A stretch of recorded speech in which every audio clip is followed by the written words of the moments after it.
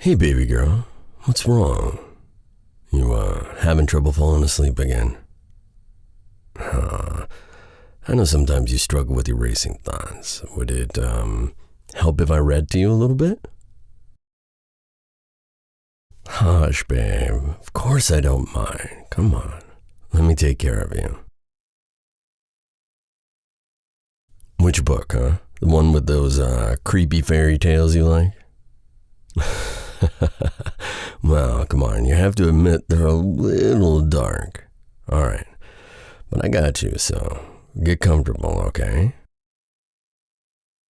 Now, take a couple deep breaths for me, please. Ready? In and out. In and out. All right.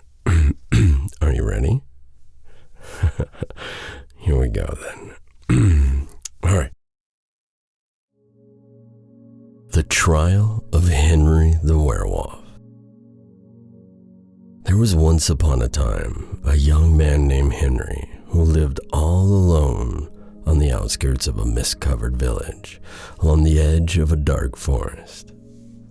Though he was polite and kind, Henry had always been apart from other villagers. Aloof and strange, they'd say, in a time when being different was dangerous. When everyone else went to church as expected, he would wander through the dense woods behind his home. In those woods, an old wind wandered, whispering secrets long forgotten by men. For years, the village was plagued by strange occurrences. Livestock found slaughtered in their pens, travelers disappearing in the moonlit nights, and shadowy shapes sent darting between cottages. The more superstitious whispered about werewolves, but not many gave it any credence. As the seasons passed, the attacks grew more frequent, the rumors began to take root, and everyone grew fearful. Parents urged their children to always be home before sunset, so when the last full moon brought the tragic discovery of a beloved shepherd torn to shreds in the fields, suspicion fell quickly on Henry. The zealous village leaders immediately summoned Henry to stand trial in the church that evening. The flickering lights of candles and torches cast faint shadows in the cold plain building. The villagers gathered in pews with anxious anticipation, their faces illuminated by the rippling light and their breaths lingering in the chill air. His dirty clothes in tatters and his wrists bound with iron chains that clinked faintly with every movement. His head was bowed in silent resignation. The stern pastor Isaac served as the judge and rose to address his congregation. "Henry Goodwin," Isaac intoned, "you stand accused of transforming into an unholy creature and murdering the shepherd Nathaniel. The following evidence stands against you: your refusal to attend church, the howls near your dwelling, your bloodied clothing." "I saw him riding a wolf," cried a woman. "Burn the werewolf," a man shouted from the pews. "Silence," Isaac ordered. "What do you say against these charges, Henry?" The church fell silent as the villagers held their breath. Henry lifted his head, his expression resolute as he looked at his bloodthirsty neighbors and then to Isaac. "I confess," he said simply, his voice soft but unwavering. A collective gasp swept through the audience, and even the leaders exchanged uneasy glances. "You confess?" Isaac echoed, his brows knitting together. "Do you mean to admit that you were in fact a werewolf?" "Yes," Henry replied. "It's true, but I did not murder Nathaniel." Murmurs among the villagers turned into cries of alarm.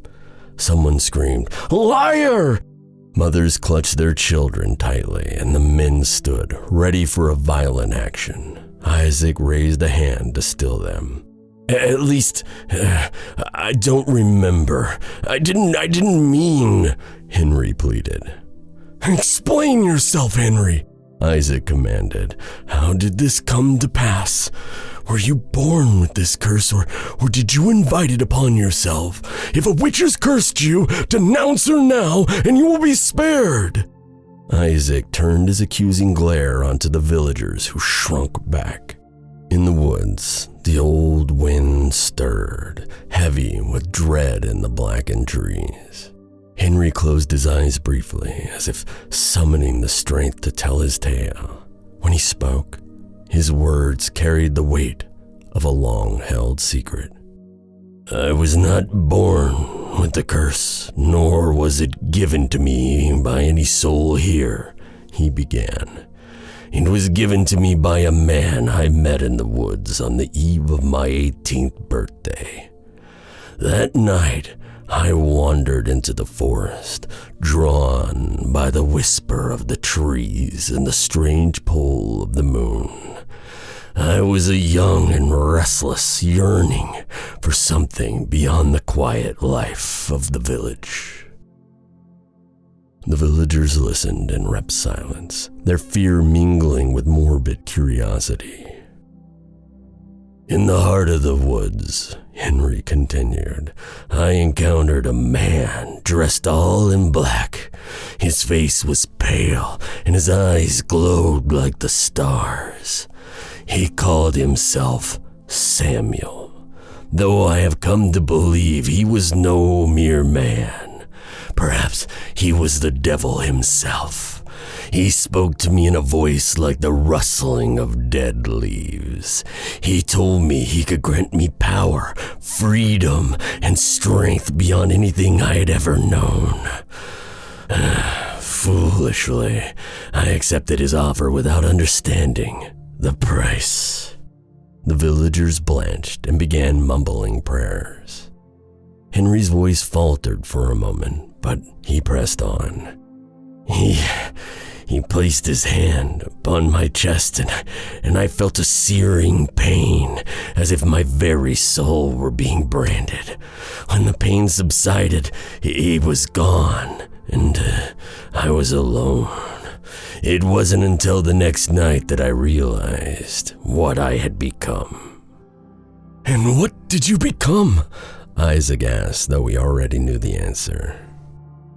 "A beast," Henry said bitterly, "ruled by instinct and hunger. I tried to resist the change at first, but the pull was too strong. I roamed the woods, hunting at night with the pack. In the morning, I would wake cold and naked on the ground, my hands stained with blood. I became a monster." Isaac's expression darkened. "Your pact with such a sinister force has condemned you, Henry, condemned us all. You brought this upon yourself, and in doing so, you brought death and despair to this village.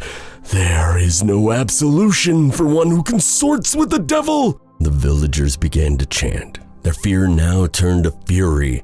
"Hang this man! Burn him! Let him pay for his sins!" they cried, their voices merging into a cacophony of hatred and vengeance. "Silence!" Isaac roared again, raising his hands. When the crowd quieted, he delivered his verdict.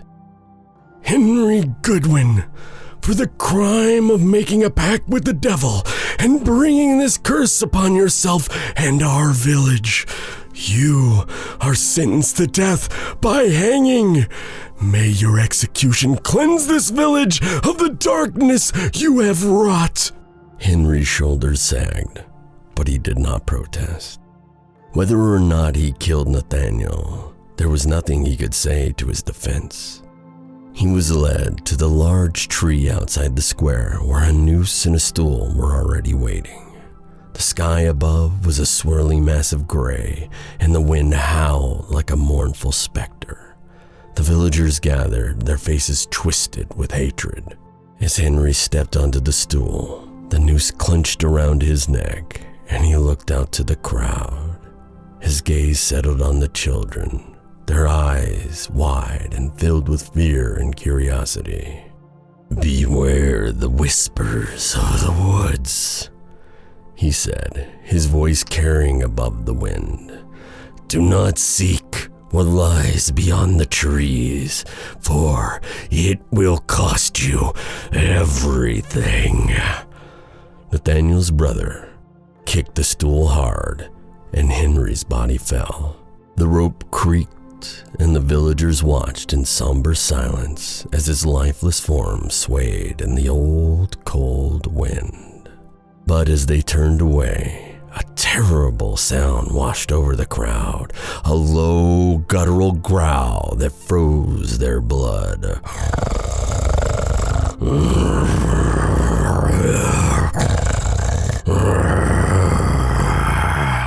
In the shadow of the tree, a pair of glowing eyes appeared with a whisper like the rustle of dead leaves. A fierce wind tore at their clothes and carried the sound of distant howling. Then the shadow was gone, but the villagers remained, burdened with the weight of a curse that would never truly lift. In the woods, the old wind lingered, its voice eternal in shadow and thorn, its whispers never stilled. The end. How are you feeling now? Better? Good. Get some rest, okay? Good night, baby girl.